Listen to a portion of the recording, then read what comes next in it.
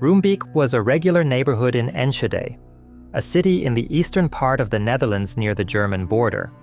There was nothing particularly special about it, just rows of modest brick houses and streets where most people knew one another. It was the kind of neighborhood that felt peaceful and safe, until it wasn't. Because on the Saturday afternoon of May 13, 2000, a fire broke out at a fireworks storage facility located right in the heart of the neighborhood. Many people knew that a company called SE Fireworks operated in the area, but almost no one understood the scale of what was stored inside, how much was stored inside, or how dangerously unstable it could become during a fire.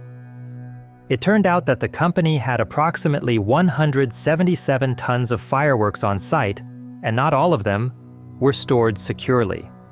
Over the years, inspections had raised concerns about safety and storage compliance, but in 1998, the site had been downgraded from a high-risk classification to a low one. That meant less oversight and fewer precautions. And previous inspection in 1999 also deemed the site safe and compliant. So when the fire started, it didn't trigger the kind of emergency response one would expect from a site with that much explosive material. While some local evacuations were attempted, there were no mass evacuations or citywide alerts issued by the authorities. And so, people stood outside, filming and watching a fire that had grown so big and so close to their homes. But no one realized they were standing in a blast zone, and by the time they realized, it was already too late. At exactly 3:33 p.m., an explosion came from within the SE Fireworks compound.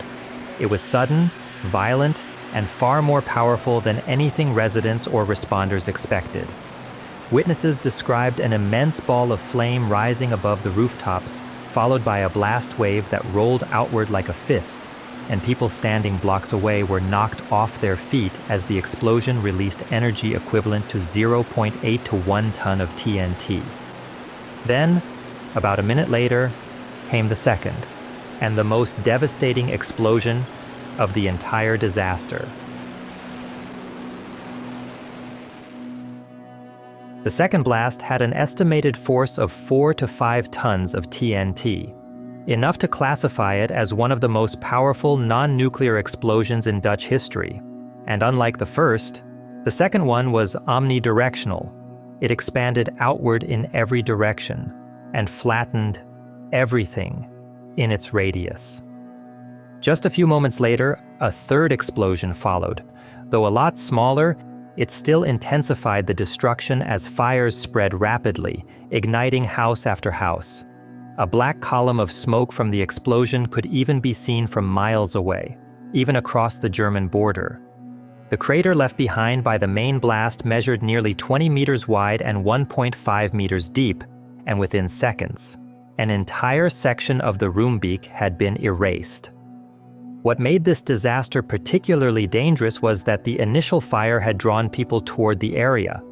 Many victims were simply too close by the time they realized the danger. In total, 23 people were killed. Among them were individuals whose remains were never positively identified due to the intensity of the heat and pressure. Roughly 950 people were injured, many of them seriously, with deep burns, blunt trauma, or hearing loss caused by the shockwaves. And that made the city's emergency services completely overwhelmed. Medical teams from across the country were called in, and even the Dutch military deployed helicopters to assist in transporting the wounded to medical centers. But for those who survived, there was no home left to return to. Nearly 400 homes had been completely destroyed by the blast, and another 1,500 buildings suffered major structural damage. To give a sense of how severe the structural impact was, certain houses located over 800 meters from the epicenter had to be demolished after foundational cracks and structural compromises made them uninhabitable. Even buildings that looked intact were no longer safe to enter.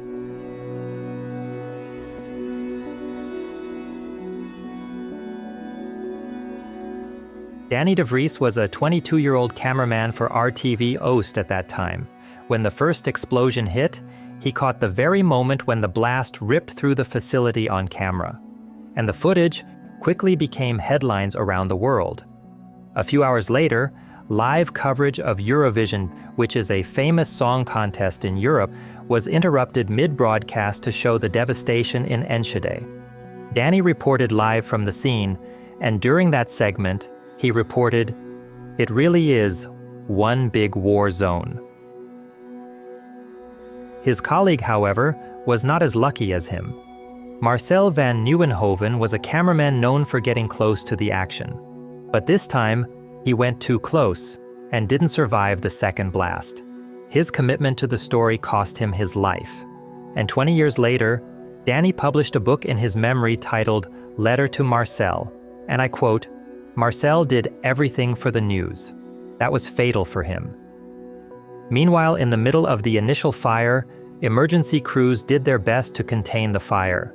Several firefighters were already on site when the explosions occurred, and 4 of them died in the second blast while responding to the fire, and the others stayed behind to help evacuate residents from buildings that were already surrounded by thick smoke and flying debris. Many survivors later described acts of bravery.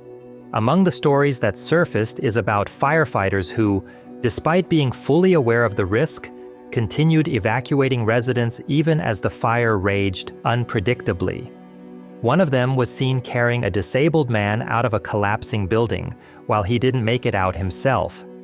Another story is about a primary school teacher who reportedly moved her students into the basement as the fire spread, a split-second decision that saved all of them from the explosion.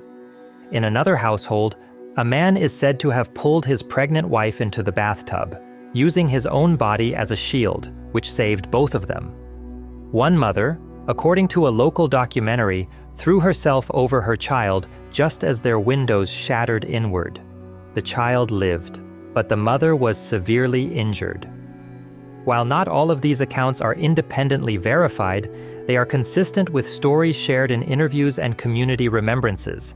And I do want to be transparent here that most of the sources I used weren't in English. And since I don't speak Dutch, I'm relying heavily on translations and secondhand interpretations.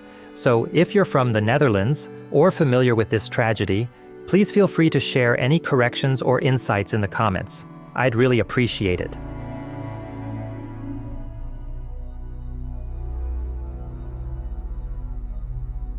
Several weeks after the disaster, Dutch authorities conducted thorough investigations with the independent Oosting Commission, TNO experts, and military investigators.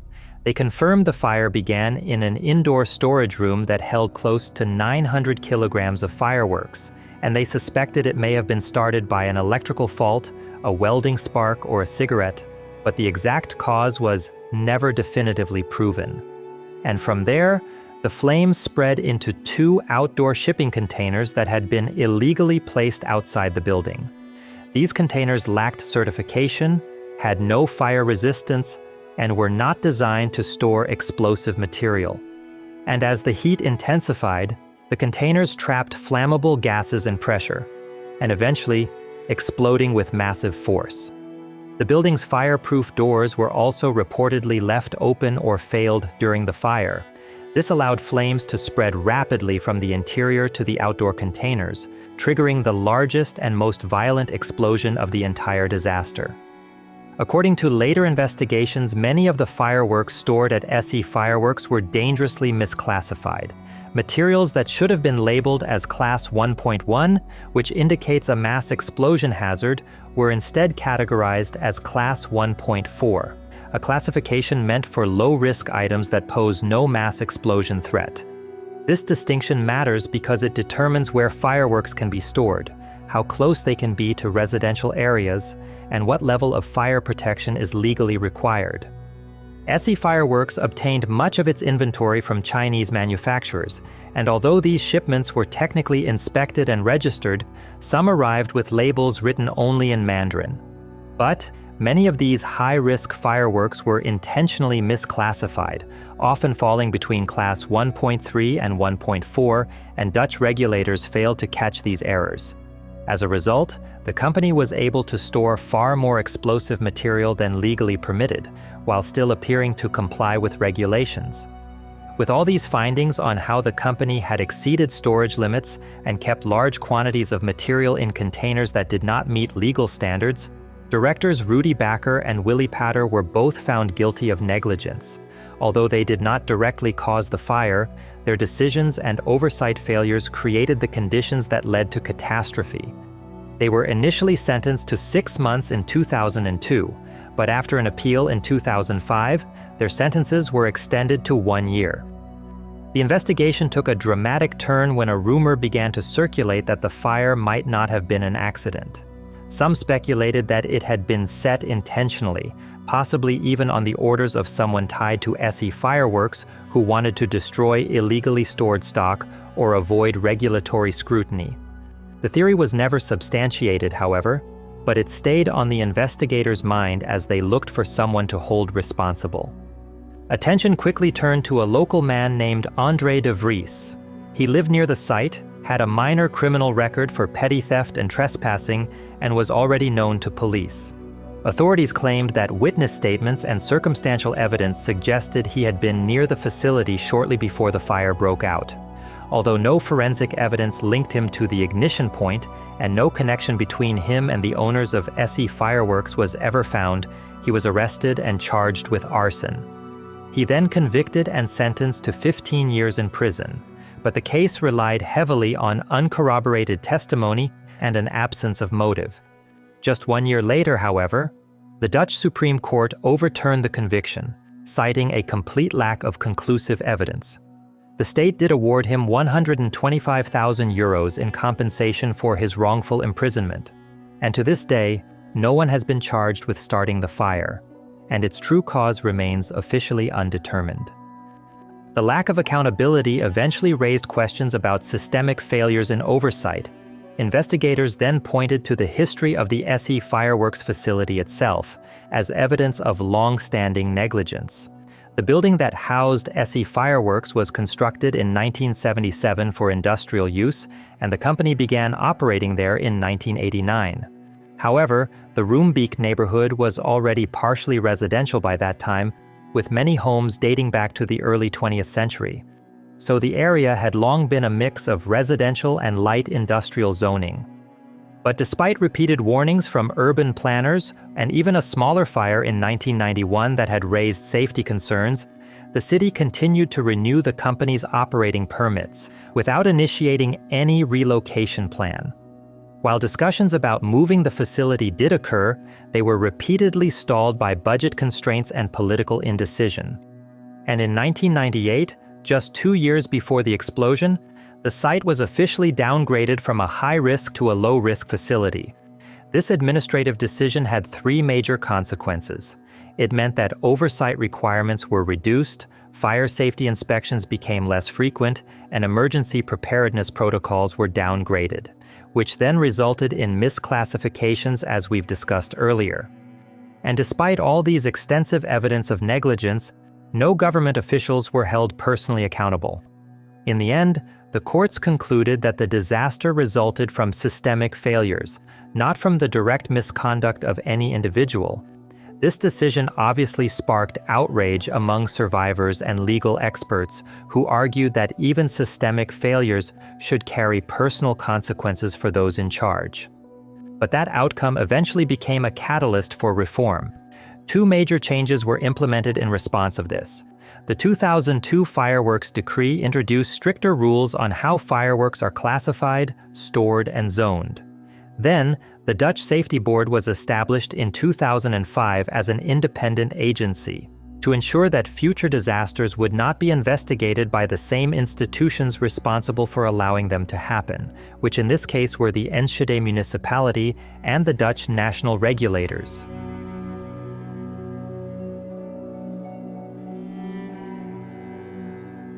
Over 500 homes were declared uninhabitable after the disaster, and around 1,500 people were forced to evacuate. Emergency shelters were quickly set up in schools and community centers across Enschede, and volunteers came from all over the country, bringing whatever they had and offering support in any way they could. But despite the overwhelming support, many survivors described feeling isolated and numb. For them, the experience felt surreal, as if a normal day had suddenly become a war zone. The city recognized the urgent need to help people cope emotionally, so trauma counseling and mental health services were established, which would continue for years after. A large number of survivors experienced anxiety and survivor's guilt, and among children, post-traumatic stress was especially common.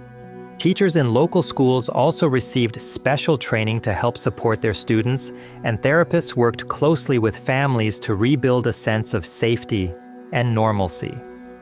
One of the more painful consequences was the deep mistrust that developed between survivors and the institutions meant to protect them. Many residents felt unheard or even ignored in the aftermath, both by the city and the national government. They criticized the official response as cold and disconnected, and many others felt that the investigation failed to fully acknowledge their experience or to hold those responsible to account. Still, the neighborhood began to rebuild, but instead of simply restoring what had been lost, the city launched a bold new vision for Roombeek's future, a master planning effort led by P. de Bruyne, who is a renowned architect and a native of Enschede. Rather than relying on high-rise apartments or quick-fix solutions, his plan focused on low-density housing and open public spaces. He wanted survivors to not just be passive recipients of the plan, so the whole process involved multiple open forums and citizen consultations, where residents helped shape everything from street layouts to the types of housing being built. One example was a new art academy that was constructed near the heart of the former blast zone, which then became a symbol of both renewal and cultural identity. Memorials were also built throughout the district to honor the victims and to acknowledge the neighborhood's resilience. And 2 decades later, the landscape of Roombeek tells a different story. Where there was once rubble, there are gardens and peaceful neighborhoods. But the memory hasn't disappeared. Every May 13th, the community gathers at the memorial to mark the anniversary. For some, it's a moment of reflection. For others, it's a reminder of lives lost and forever changed. But for all, it's a day that refuses to be forgotten. May the souls of all the victims rest in peace.